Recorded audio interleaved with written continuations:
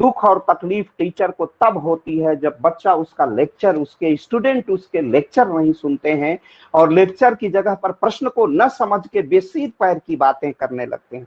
ऐसा आप मत करिए। गुलिक महोदय के अनुसार, गुलिक महोदय के अनुसार,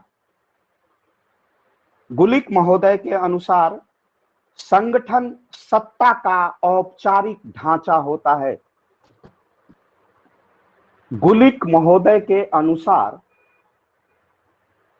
गुलिक महोदय के अनुसार संगठन सत्ता का औपचारिक ढांचा होता है। आप लिख लीजिए तो मैं समझाता हूं। शिवम मिश्रा है ना?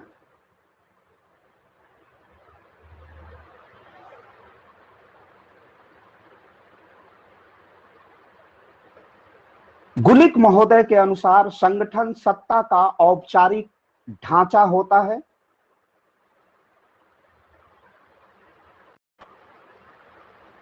जिसमें पारिभाषिक उद्देश्य के लिए, जिसमें पारिभाषिक उद्देश्य के लिए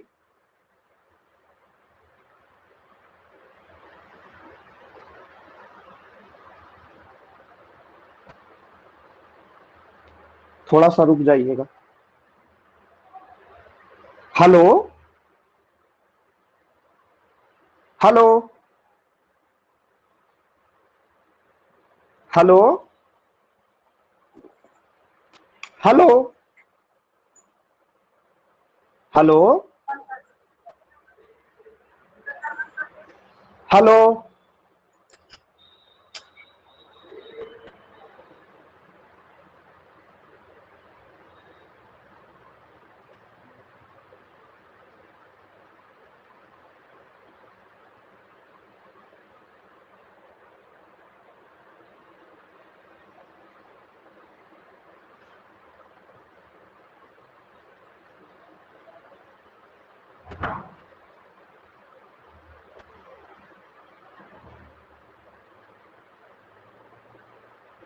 चलो भाई लिखो।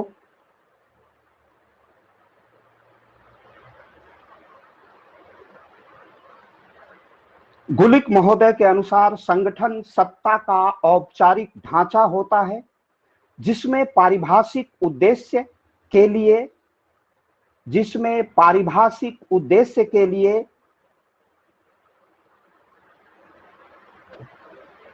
कार्य को उपविभागों में, कार्य को उपविभागों में व्यवस्थित किया जाता है। कार्य को उपविभागों में व्यवस्थित किया जाता है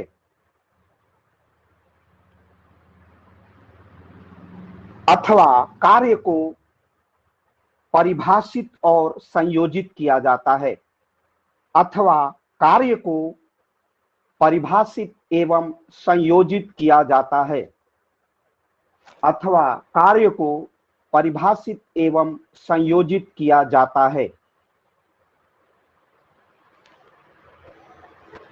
अंग्रेजी वाले लिख लें तब। अब हम कुछ ही दिन इंग्लिश बोलेंगे, बाकी अब खाली हिंदी में, नहीं तो हमारा कोर्स बहुत पीछे हो जाएगा। According to Gulick, organization is the formal structure of power. According to Gulick, organization is the formal structure of power in which work is organization into subdivision,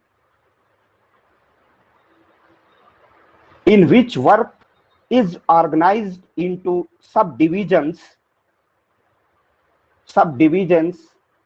defined and organized for the purpose of definition.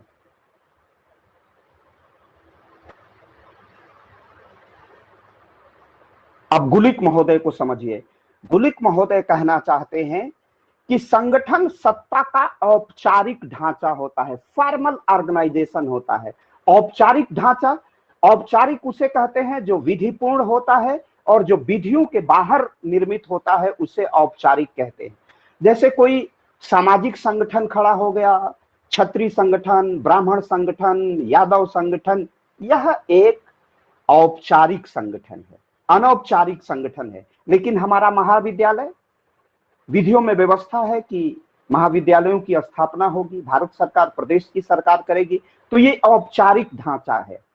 तो संगठन वही होता है जहां पर प्रशासन का औपचारिक ढांचा होता है, अर्थात फॉर्मल होता है, इनफॉर्मल नहीं होता है। वो फॉर्मल होता है, वह विधि द्वारा स्थापित, इस्टेब्लिश बाय लॉ के द्वारा होता है, उसे हम सत्ता ढांचा कहते हैं। जैसे मुंशी ईश्वर शरण महाविद्यालय, पीजी कॉलेज स्थापित किया गया है, इसकी जो सोसाइटी है प्राइवेट है, सरकार तनख्वाह अध्यापकों को भारत सरकार के द्वारा दिया जाता है, लेकिन सामान्य प्रशासन का काम निजी क्षेत्र के द्वारा ईश्वर शरण का जो कॉलेज का जो ट्रस्ट है, जो न्यास है, उसके माध्यम से होता है। उसकी एक अपनी गवर्निंग बॉडी होती है, वो सामान्य प्रशासन का संचालन करती है। वैसे जनरल प्रशासन का काम कॉलेज के प्रिंसिपल के द्वारा किया जाता है। लेकिन ट्रस्ट अधिनियम 1884, जिसकी स्थापना अंग्रेजों ने की थी, वही ट्रस्ट अधिनियम आज भी हमारे यहाँ मान्य है। और उस ट्रस्ट एक्ट के अनुसार, जो 1884 का है, कोई भी भारत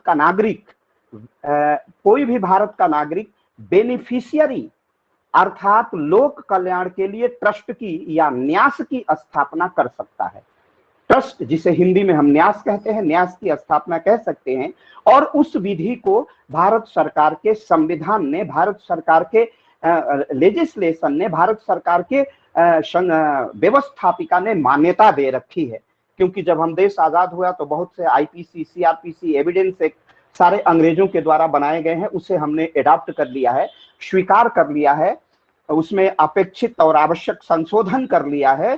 तो उस ट्रस्ट अधिनियम के अनुसार आपका ईश्वर शरण पीजी कॉलेज संचालित होता है, जो आपका एक औपचारिक ढांचा है। उसमें कमरे दिखाई देंगे, प्राचार्य दिखाई देंगे, बच्चे दिखाई देंगे, निर्धारित पद का सोपान है, एक निश्चित हायरार्की है। टॉप मोस्ट हायरार्की पर प्रिंसिपल, प्रिंसिपल के बाद सीनियर प्रोफेसर, सीनियर प्रोफेसर के बाद जूनियर, जूनियर प्रोफेसर के बाद हमारे बच्चे, हमारे छात्र छात्राएं, उसके बाद नॉन टीचिंग स्टाफ और पीएन, आपके परिचारक वर्ग, ये मिल करके हमारा कॉलेज का एक औपचारिक ढांचा बनता है। तो गुलिक महोदय ने कहा कि संगठन एक औपचारिक ढांचा है, अनौपचारिक ढांचा नहीं। अनौपचारिक ढांचा तो ये हो सकता है कि हम जैसे कुछ बच्चों को इंटरव्यू देना है, पीसीएस का, आईएएस का देना है, तो मैंने एक बना दिया कि मेरे पढ़े हुए छात्र ईश्वर शरण के, वो उनके लिए हम इंटरव्यू की तैयारी कराएंगे और एक दिन की क्लास लेंगे कि आपको पब्लिक सर्विस कमीशन में इंटरव्यू को किस तरह फेस करना है। तो ये विधि द्वारा स्थापित किसी प्रक्रिया के माध्यम से नहीं, ये मेरा स्वतः का और विद्यार्थियों से मिल करके एक हम लोगों ने इनफॉर्मल, अनौपचारिक रूप से एक संगठन तैयार कर लिया, जो केवल इंटरव्यू की तैयारी कराएगा 2-4 दिनों की, उसके बाद वो संगठन समाप्त हो जाएगा, स्वतः उसकी उद्देश्य समाप्त हो जाएगा। उसका कोई औपचारिक, वो विधि द्वारा स्थापित नहीं है, विधि में उसका कोई प्राविधान, प्रबंधन नहीं है, इसलिए वो अनौपचारिक है। और विधि द्वारा जो स्थापित होता है वो औपचारिक संगठन है। तो गुलिक ने कहा कि यह अपरोक्ष रूप से, इम्प्लाइडली गुलिक ने कहा कि संगठन, प्रशासन में संगठन एक औपचारिक ढांचा है। और औपचारिक ढांचे के साथ इसमें उद्देश्य परिभाषित किए गए हैं, और इस उद्देश्य को परिभाषित करने के साथ ही साथ कार्य को विभागों में बांट दिया गया है। कोई शिक्षा का काम करेगा, कोई सड़क का काम करेगा, कोई चिकित्सा का काम करेगा। बिल्कुल मंत्रालय इसमें या विभाग, किसके कौन कार्य, विभागों में भी उप विभाग, सारे कार्य आवंटित कर दिए। जैसे गृह मंत्रालय में, हम लोग बाद में पढ़ेंगे, तो गृह मंत्रालय में गृह मंत्री पूरे टोटल गृह मंत्रालय का कार्य देख रहा है। 2 राज्य मंत्री हैं, कोई इंटरनल सिक्योरिटी देख रहा है, कोई एक्सटर्नल सिक्योरिटी देख रहा है। तो इस तरह विंग में, विभागों में बांट करके कार्य को सहज बनाना होता है, क्योंकि कोऑपरेशन से ही प्रशासन को सफलतापूर्वक संचालित किया जा सकता है। तो इसलिए इसमें परिभाषा यह औपचारिक ढांचा होता है, गुलिक ने बताया। इसमें उद्देश्य को परिभाषित किया जाता है, कार्यों को विभाजित कर दिया जाता है विभागों, उप विभागों में, और संयोजन किया जाता है, एक व्यक्ति कार्य का संयोजन करता है, कन्वीन करता है कि किसी कार्य को किस प्रकार कुशलता पूर्वक संपादित किया जाए। प्राचार्य है, प्राचार्य जी हैं कॉलेज के प्रिंसिपल, वो देखते हैं कि पॉलिटिकल साइंस की कक्षाएं चल रही हैं कि नहीं, वो देखते हैं कि साइंस के किसी हर चीज को कन्वीन करना, उसको देखना, सुपरविजन करना संगठन के टॉप मोस्ट हायरार्की का काम होता है। संगठन में के सत्ता के शीर्ष पद पर बैठे पदाधिकारी का ये उत्तरदायित्व होता है। इसलिए संगठन संयोजन से चलता है, इसी को हमने लिखाया है और यही इसका आशय है। अब कल इसको भूल मत जाइएगा आप लोग। नेक्स्ट लिखिए, ग्लैडन के अनुसार संगठन, ग्लैडन के अनुसार संगठन, ग्लैडन के अनुसार संगठन पारस्परिक संबंधों का एक प्रतिरूप होता है। ग्लैडन के अनुसार संगठन पारस्परिक संबंधों का एक प्रतिरूप होता है। पारस्परिक संबंधों का एक प्रतिरूप होता है जिसके माध्यम से उद्यम का कार्य संपन्न किया जाता है, जिसके माध्यम से उद्यम का कार्य संपन्न किया जाता है।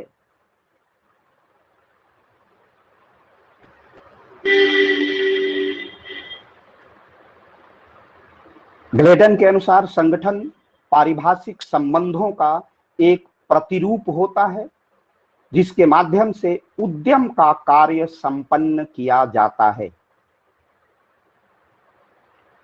इंग्लिश वाले लिख लें, अकॉर्डिंग टू ग्लैडन, GLADDEN होता है ग्लैडन की spelling. According to Gladden, organisation is model of interpersonal relations. According to Gladden, organization is a model of interpersonal relations through which the work of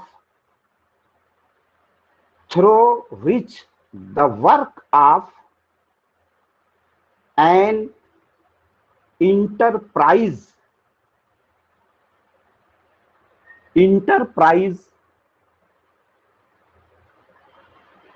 is accomplished.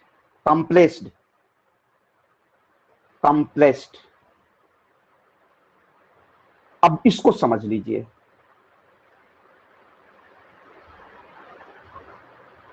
ग्लैडन ने कहा है कि यह एक ऐसा मॉडल है, एक ऐसा प्रतिरूप है जिसमें क्या है, पारस्परिक संबंध है और पारस्परिक संबंध के माध्यम से यह उद्यम के कार्य संपन्न करता है। उद्यम है इंटरप्रेन्योरशिप।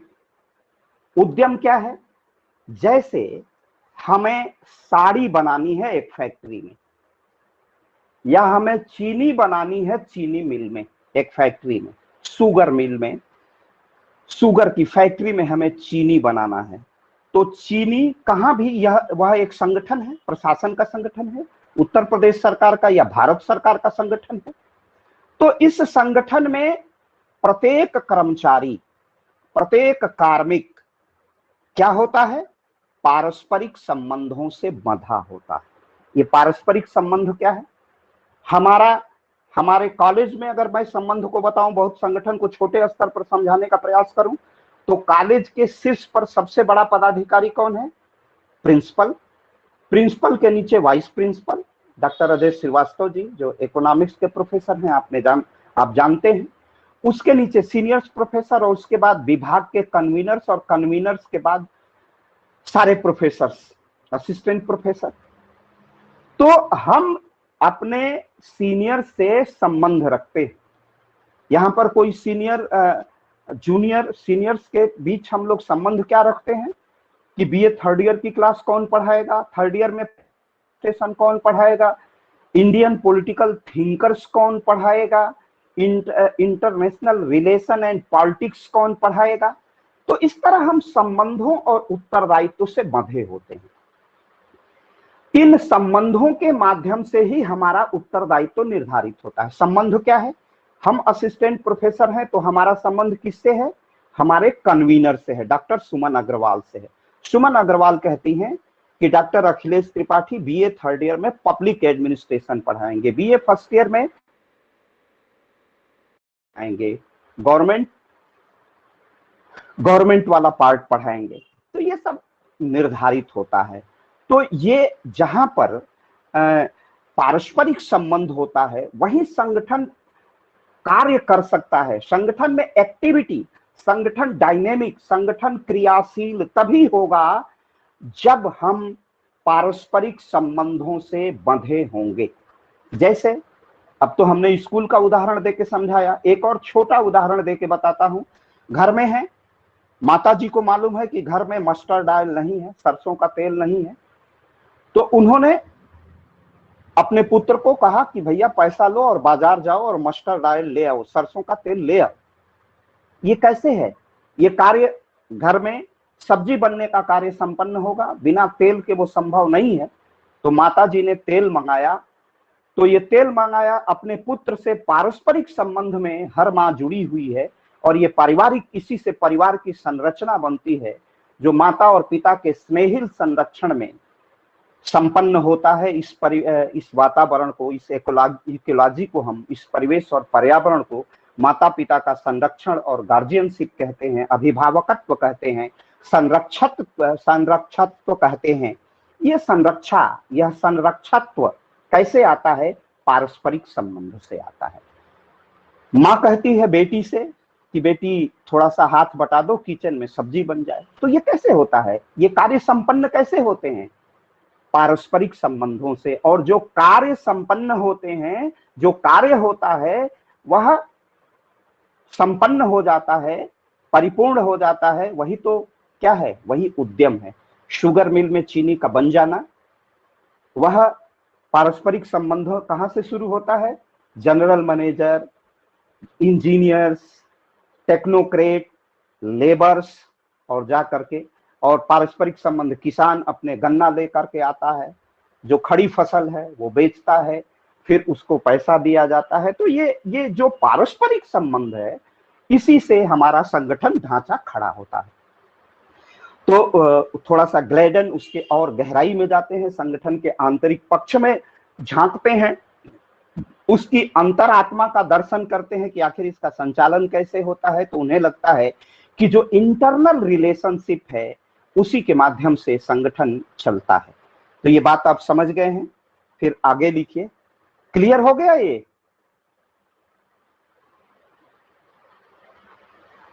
जी सर। ओके, चलिए आगे बढ़िए और खूब ध्यान से आप सुना करो। हम जान के नहीं डांटते हैं, बहुत मुझे कष्ट होता है जब बिना सिर पैर के उत्तर आने लगते हैं। यार अवस्था अब हो गई है, आप बड़े गंभीरता पूर्वक से लेक्चर को पढ़िए, लेक्चर को सुनिए, और उसके पहले जो पहले पढ़ाया गया है भाई कम से कम उसको ध्यान से पढ़िए और पूरा एक कॉन्सेप्ट बना लीजिए कि पब्लिक एडमिनिस्ट्रेशन कैसे है, उसकी प्रकृति क्या है, उसका स्वभाव क्या है। वो बाइंडिंग बाई लॉ है, वो विधि द्वारा चलता है, वह संविधान द्वारा स्थापित होता है। संविधान ने ही भारतीय प्रशासन के लक्ष्य निर्धारित किए हैं। किसमें किए हैं? नीति निर्देशक तत्वों में किए हैं। ये आप बीए से पढ़ते आ रहे हो भाई। तो इन चीजों पर एक गहरी दृष्टि होनी चाहिए। संगठन उसी पर, संगठन कोई केवल एक महल नहीं है। संगठन अगर यह महाविद्यालय है तो ईंट गारों की, सीमेंट का, कंक्रीट का जंगल नहीं है, कंक्रीट से खड़े हुए भवन नहीं है। उसमें रिलेशनशिप है, उसमें प्रिंसिपल हैं, सीनियर प्रोफेसर हैं, जूनियर प्रोफेसर हैं, हमारे सारे स्टूडेंट्स हैं, पीएचडी के, बीए से लेके पीएचडी तक के स्टूडेंट्स हैं। और इसी रिलेशनशिप से ये जो ऑर्गेनाइजेशन खड़ा होता है उसका नाम है ईश्वर शरण पीजी कॉलेज। ये नहीं भूलेगा। अगर आपने ध्यान से सुन लिया तो मेरा दावा है कि अगर आपने ध्यान से, एकाग्रता से सुनी है तो ये बातें कभी भी वो इंटरव्यू बोर्ड तक यूनियन पब्लिक सर्विस कमीशन के काम आएगा। और तब आपका उत्तर बहुत शानदार होगा जब एक प्रशासक बनने जाएंगे और राजनीति विज्ञान के विद्यार्थी और पब्लिक एडमिनिस्ट्रेशन पढ़े हुए विद्यार्थी की जब वाणी वहां फूटेगी, वाणी का जब प्रस्फुटन होगा, तो आपका उत्तर बिल्कुल परफेक्ट होगा, परिपूर्ण उत्तर होगा, कॉम्प्रिहेंसिव आंसर होगा और आपका चयन भारतीय प्रशासनिक सेवाओं के लिए होगा। तो इस तरह की तैयारी, यह आकांक्षा, ये सपने लेके पढ़ो और ध्यान से सुनो। ये ध्यान रखो कि जब तक हम किसी चीज को स्थूल और सूक्ष्म, लार्ज और माइन्यूटली अगर जानने का प्रयास नहीं करेंगे तो अब कब करोगे। इसलिए बहुत ध्यान से सुनो, प्रश्न को ही समझने का प्रयास करो। और ध्यान रखिए, आईएएस का प्रश्न 80% लोग समझ नहीं पाते हैं, चाहे हिंदी माध्यम के हो या अंग्रेजी माध्यम के। बड़ा गहरा प्रश्न पूछता है। मैं बताऊं पिछले साल का उदाहरण, 500 नंबर का निबंध जो आईएएस बना देता है, बाहर कर देता है, उसमें पूछा था कि भारतीय प्रशासन का, निबंध का प्रश्न था, निबंध लिखना था, भारत का प्रशासन विस्तारशील रहा है, इसी पर लिखना था। इस पर विचार करिएगा। और प्रशासन में पढ़ा रहा हूं, इसीलिए मैं निबंध का ये प्रश्न, यही आईएएस बना देगा या बाहर कर देगा। तो इसलिए मेरा सबसे आग्रह है, मेरे सबसे, अगर थोड़ा सा भी मेरे मन में सम्मान मेरे प्रति होगा तो सबसे मेरा निर्देश है, गुरु मानते हो तो बहुत ध्यान से सुनो, खूब गुनो, गलतियां होंगी, सही है, डांट फड़काट से चेतना मजबूत होगी, परिष्कार होगा, रिफाइंड होगा, यह भी सही है।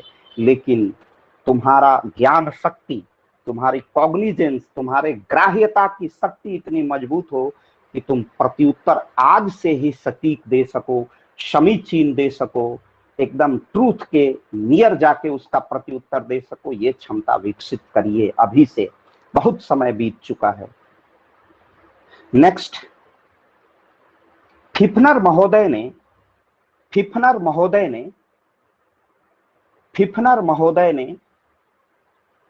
श्रम विभाजन, फिफनर महोदय ने श्रम विभाजन जब अनेक व्यक्तियों के मध्य, श्रम विभाजन फिफनर महोदय के अनुसार कर लीजिए, फिफनर महोदय के अनुसार श्रम विभाजन अनेक व्यक्तियों के मध्य स्थापित किया जाता है तो, अनेक व्यक्तियों के मध्य स्थापित किया जाता है तो, अनेक व्यक्तियों के मध्य स्थापित किया जाता है तो इस संरचना को संगठन कहा जाता है। फिफनर महोदय के अनुसार श्रम विभाजन अनेक व्यक्तियों के मध्य स्थापित किया जाता है तो इस संरचना को संगठन कहा जाता है।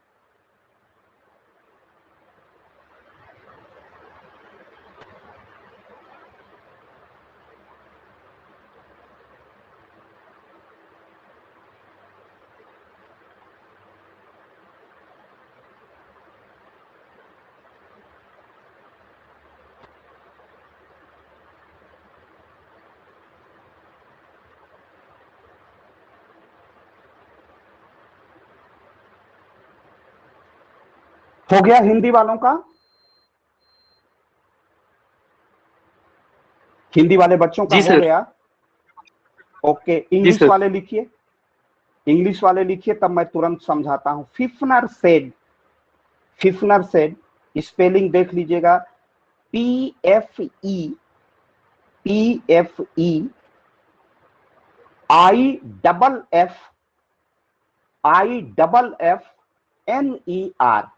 फिफनर, PFE IFFNER, फिफनर said that the division of labor, Fifner said that the division of labor is established among any people then the structure is called organization.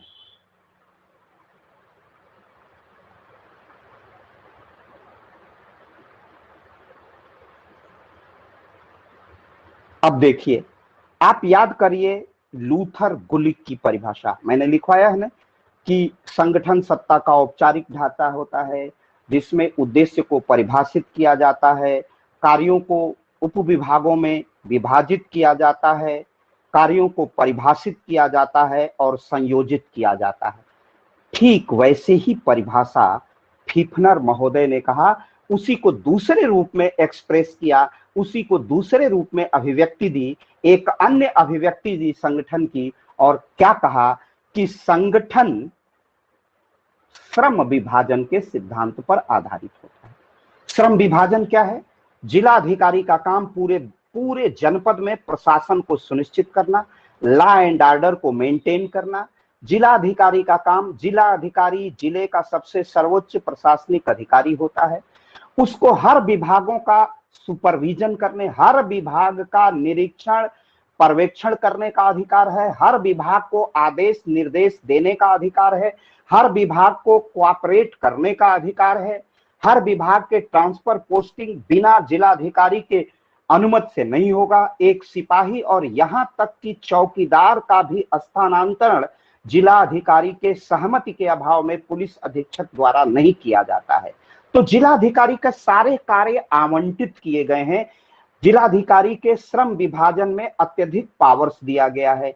फिर उसके बाद जिलाधिकारी के बाद एक पद होता है चीफ रेवेन्यू अफसर, जो उसकी अनुपस्थिति में चार्ज लेता है।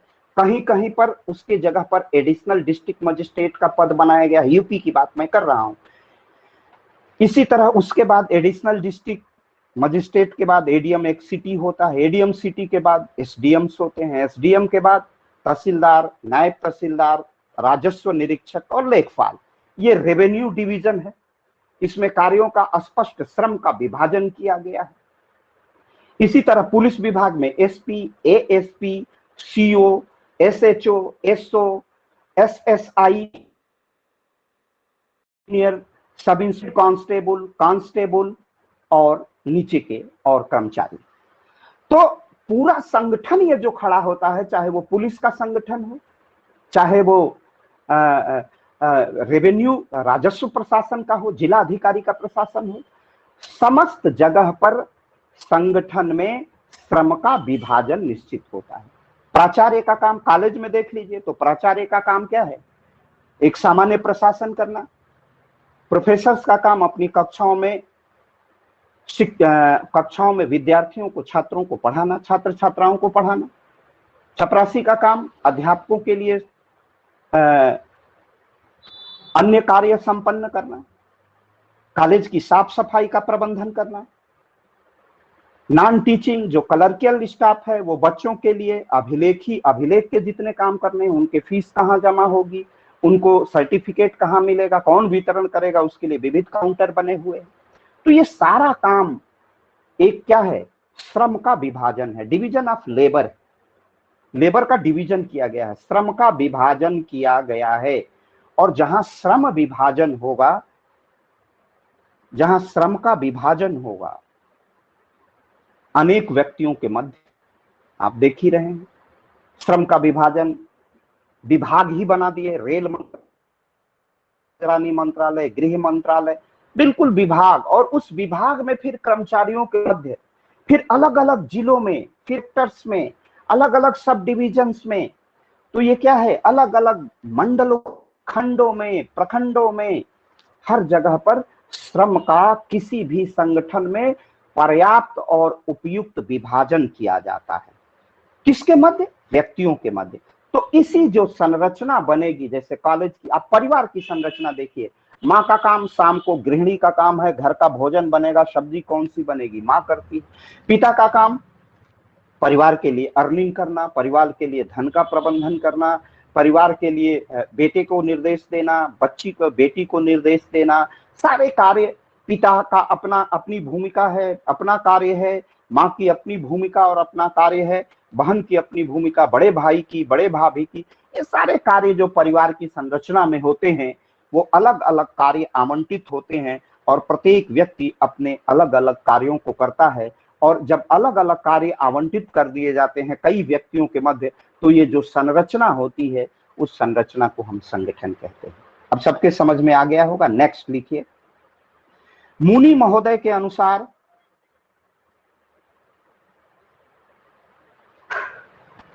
मुनि महोदय के अनुसार मुनि महोदय के अनुसार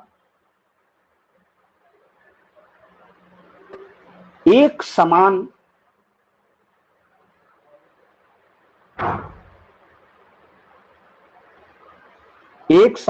उद्देश्य की प्राप्ति के लिए मानव का एकत्रीकरण ही संगठन कहलाता है। मुनि महोदय के अनुसार समान उद्देश्य की प्राप्ति के लिए मुनि महोदय के अनुसार समान उद्देश्य की प्राप्ति के लिए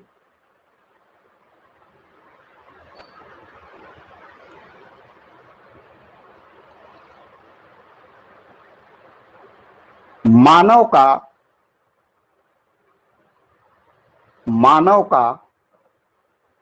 एकत्रीकरण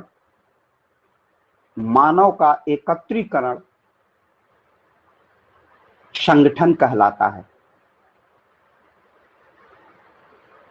इंग्लिश वाले बच्चों की क्लास है।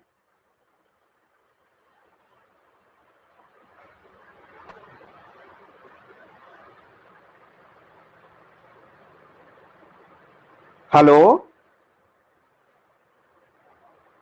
मेरी आवाज पहुंच रही है? जी सर। जी सर। इंग्लिश वालों की क्लास है।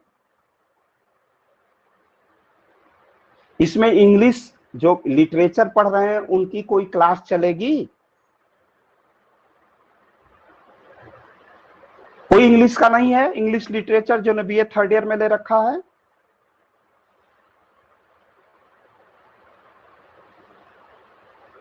बोलो भाई जल्दी। नहीं है। तो मुनि ने कहा कि एक समान उद्देश्य के प्राप्ति के लिए अगर मानव एक जगह पर एकत्रित हो जाते हैं तो उसे संगठन कहते हैं। हमारा महाविद्यालय है, ज्ञान प्राप्त करने के लिए उद्देश्य सबका क्या है? विषय वस्तु का ज्ञान करना। और जब हम एक जगह ऑर्गेनाइज्ड हो गए तो वो क्या हो गया? एक संगठन खड़ा हो गया, कॉलेज एक ढांचा हो गया। तो उसे ही क्या कहते हैं?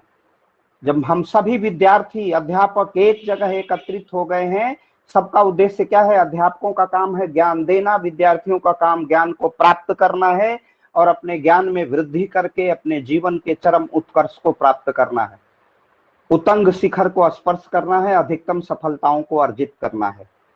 तो यही मुनि महोदय कहते हैं कि किसी संगठन में एक समान उद्देश्य होता है और उस उद्देश्य की प्राप्ति करने के लिए अगर मनुष्य एक जगह इकट्ठा हो जाते हैं, तो जब जो मनुष्य एक जगह इकट्ठा हो गए हैं, इसी को हम क्या कहते हैं? संगठन कहते हैं। क्लियर? इसी को कहते हैं अकॉर्डिंग टू मुनि, according to the Moni, MOONEY, according to Moni, the organization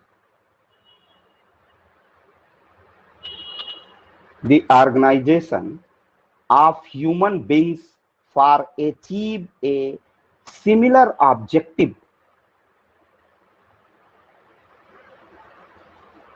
According to Moni, the organization of human being for achieve a similar objective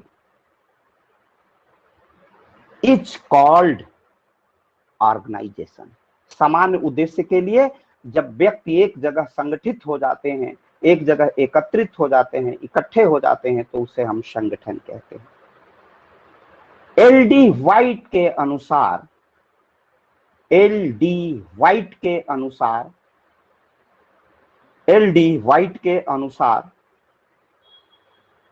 L D white के अनुसार एल डी व्हाइट के अनुसार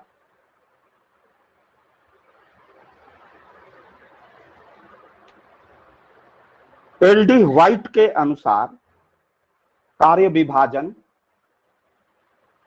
L D white के अनुसार कार्य विभाजन, उत्तरदायित्व का निर्धारण, उत्तरदायित्व का निर्धारण तथा सहमति के साथ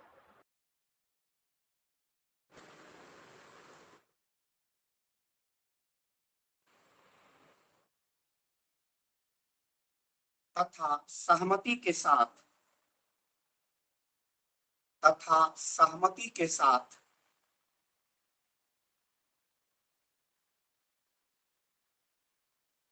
तथा सहमति के साथ कर्मचारियों की व्यवस्था, सहमति के साथ कर्मचारियों की व्यवस्था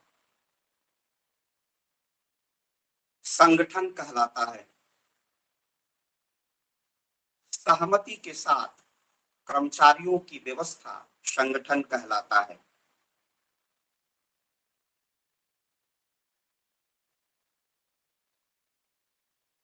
एल डी व्हाइट के अनुसार कार्य विभाजन, पहला काम क्या है? कार्यों का विभाजन हो, डिवीजन ऑफ वर्क, उत्तरदायित्व का निर्धारण, डिटर्मिनेशन ऑफ रिस्पॉन्सिबिलिटी, कार्य का विभाजन हो, कार्यों के विभाजन के बाद उत्तरदायित्व निर्धारण की ये कार्य यहीं से होगा, इस अधिकारी द्वारा होगा। सहमति के साथ कर्मचारियों की व्यवस्था करना, कंसेंट हो उसमें, अब मैं बताता हूं। व्यवस्था करना संगठन कहलाता है। जैसे मुझसे कोई पूछे, मेरे कन्वीनर पूछते हैं कि आप कौन से पेपर पढ़ाने का आपको मन करता है, तो मेरा प्रत्युत्तर होता है कि पॉलिटिकल साइंस का कोई भी पेपर दे दीजिए, लेकिन मेरी विशेष रुचि पॉलिटिकल थॉट में है, पॉलिटिकल सिस्टम में है, पब्लिक एडमिनिस्ट्रेशन में है, पॉलिटिकल पार्टीज में है, तो ऐसे पेपर मुझे प्रायः मिल जाते। इसी तरह ये क्या है? यही कर्मचारी की सहमति है, जिसमें जिसका मन लगता है वो ठीक से। जैसे किसी की सहमति है कि मैं प्रशासनिक सेवाओं में जाऊंगा, तो उसमें उसका मन लग रहा है तो वो तेजी से पढ़ता है, उस दिशा में वो प्रयास करता है, तो इसे हम क्या कहते हैं? सहमति। उत्तरदायित्व, मेरा उत्तरदायित्व हो गया कि मैं पब्लिक एडमिनिस्ट्रेशन पढ़ाऊंगा। दूसरी बात, ये उत्तरदायित्व का है। कार्य विभाजन कर दिया गया कि 3 अध्यापक एक एक पेपर पढ़ा लेंगे, ये कार्य का विभाजन है। उत्तरदायित्व, पॉलिटिकल पब्लिक एडमिनिस्ट्रेशन का उत्तरदायित्व मेरे ऊपर आ गया, ये है उत्तरदायित्व। और सहमति ले ली गई कि आप क्या पढ़ाओगे, किसमें कंफर्ट हो, किसमें तुम्हें रुचि ज्यादा है, ये सहमति हो गई। और कोई भी संगठन जब इस आधार पर खड़ा होता है, एल डी व्हाइट कहते हैं, तो वो संगठन बड़ा क्रिया, या इसी को हम संगठन कहते हैं। और बड़ी व्यवहारिक परिभाषा प्रस्तुत की एल डी व्हाइट ने। जल्दी से अंग्रेजी वाले लिख लें, इंग्लिश वाले। According to L D White, according to L.D. White, according to L.D. White, the division of work, according to L.D. White, the division of work, the determination of responsibility, and the arrangement of employees with consent is called organization. Is called organization.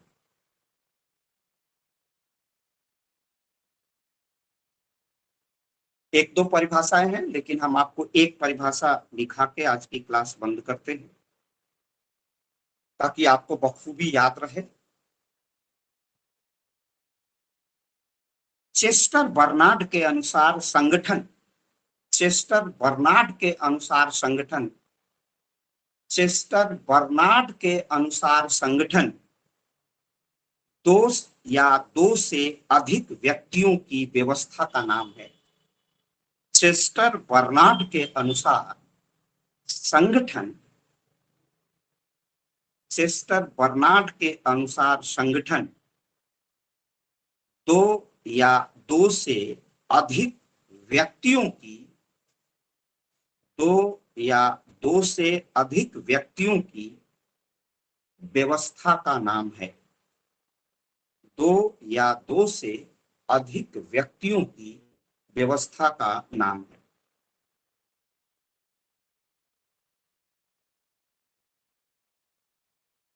According to Chester Bernard, according to Chester Bernard, according to Chester Bernard, organization is the name of an arrangement. According to Chester Bernard, organization is the name of an arrangement of two or more persons. Two or more persons. Chester Barnard महोदय कहते हैं कि जहां दो या दो से अधिक व्यक्ति, दो या दो से अधिक व्यक्ति एक व्यवस्था में बंधे होते हैं, जैसे परिवार एक व्यवस्था है तो वो एक परिवार का संगठन है, महाविद्यालय एक व्यवस्था है, महाविद्यालय का संगठन है, विश्वविद्यालय का विशाल संरचना है, वो एक संगठन है, पुलिस विभाग दो या दो से अधिक व्यक्तियों का एक व्यवस्था है, उसमें अनेक थाने हैं, अनेक सर्किल्स हैं, अनेक क्षेत्राधिकारी हैं, तो ये बनकर के एक जिले की पुलिस संरचना बनती है। तो जहां उन्होंने थोड़ी सी सीधे रूप में कहा कि इसी संगठन में कम से कम न्यूनतम दो व्यक्ति हों और दो से अधिक व्यक्तियों का जो ऑर्गेनाइजेशन बनेगा, दो या दो से अधिक व्यक्तियों का जो ढांचा बनेगा, जो संरचना बनेगी, उसे हम संगठन कहेंगे। आशा है आज की क्लास आप सबके लिए लाभकारी रही होगी। अब हम संगठन की परिभाषाओं के, अब एक परिभाषा उर्वी की बचती है, उसके बाद संगठन के प्रकार पर हम आ जाएंगे। आशा है आप सबको आज की क्लास लाभकारी रही होगी, समझ में आया होगा। आप सबकी दुआओं ने मुझे कुछ ऊर्जा दी है, उत्साह दिया है। अभी भी मैं वायरल फीवर से ग्रस्त हूँ और फिर भी आज हम आप सबको पढ़ा सके। आप सब आज की कक्षा में रहे, आप सबको बहुत बहुत धन्यवाद। Thank you sir. Thank you sir. Thank you sir.